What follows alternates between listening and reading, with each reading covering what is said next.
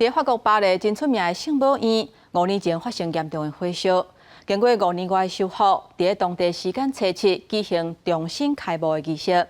包括美国总统当选人川普、甲乌克兰总统泽伦斯基等人拢有去参加这个仪式。这一届圣母院重新搁开放，嘛成做国际外交的舞台。Notre Dame, modèle de la foi, ouvre tes portes pour rassembler dans la joie les enfants de Dieu dispersés. 庆祝法国巴黎圣母院自2019年的一场大火，搁重新展现在世人眼前。一开始，总主教也手中讲圣母院的大门。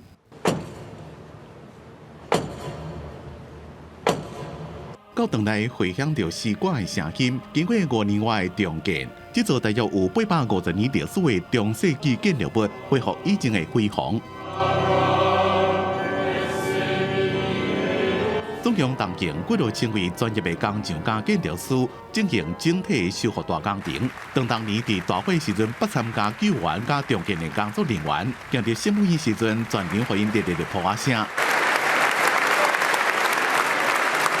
圣母院伫大火了定升，迎接各界人士。法国总统马克龙边仔起来时，就要就任美国总统的川普，一共现任的美国第一夫人吉尔拜登，加乌克兰总统泽伦斯基等人，为出干那一场国际外交的舞台。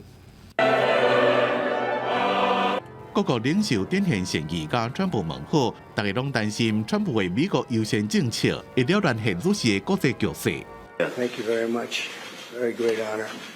And we had a great relationship, as everyone knows. We accomplished a lot together, and the people of France are spectacular. 经过大火灾害的8年检讨，一个国防琴重新回归世人的眼前。马克龙感谢各界全力的协助，总共开8.8亿美金，让圣母院会当用正紧的速度完成修复。这个资金以后会摕来为何使用？圣母院也会重现往日的风华。继续迎接每年1200万到1500万的游客。